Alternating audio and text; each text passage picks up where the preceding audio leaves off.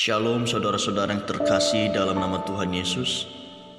Menyenangkan hati semua orang dan menuruti kehendaknya tidak akan ada habisnya, karena setiap masing-masing pribadi akan berbeda pendapatnya, juga akan berbeda kehendaknya di dalam kehidupan kita. Karena apa yang kita lakukan tidak akan pernah membuat orang lain cukup puas. Akhirnya hanya akan membuat kita capek, stres, dan merasa apa yang kita lakukan seolah-olah semuanya sia-sia. Inilah keadaan yang terjadi apabila kita memilih menyenangkan hati manusia, menuruti segala kehendaknya, ketimbang kita menuruti apa yang tertulis dalam firman Tuhan dan hidup sesuai dengan firman Tuhan. Saudara-saudara, kita harus kembali ke dalam tujuan kita yang sebenarnya masih hidup di dalam dunia ini, yaitu menyenangkan hati Tuhan dan hidup sesuai dengan kebenaran firman-Nya.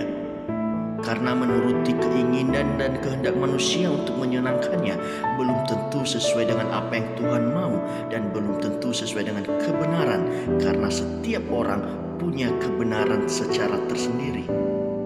Apa yang benar menurut satu orang belum tentu benar menurut orang lain.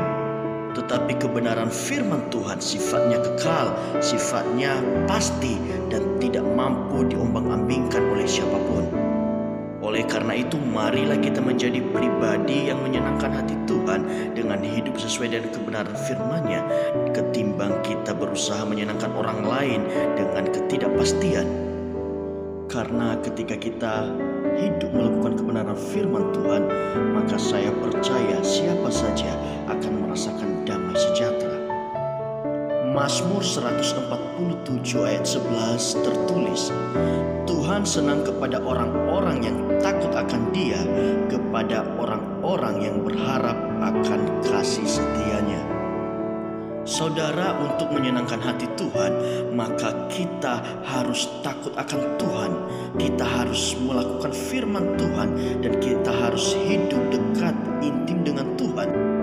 Melakukan kehendak Bapa di sorga harus menjadi prioritas utama kita, sehingga Bapa di sorga boleh disenangkan lewat kita, lewat tindakan kita, dan lewat kehidupan kita sehari-hari.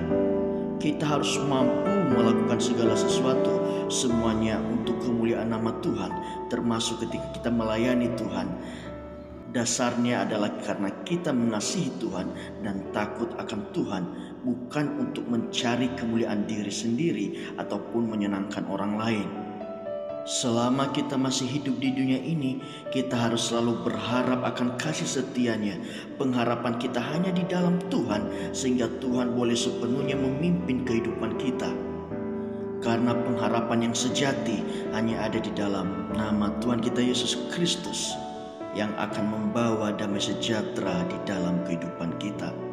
Saudara-saudara yang terkasih, doa saya setiap kita mengerti kehendak Tuhan di dalam kehidupan kita, sehingga kita senantiasa takut akan Tuhan dan menyenangkan Tuhan lewat kehidupan kita, dan selalu berharap di dalam kasih setia-Nya.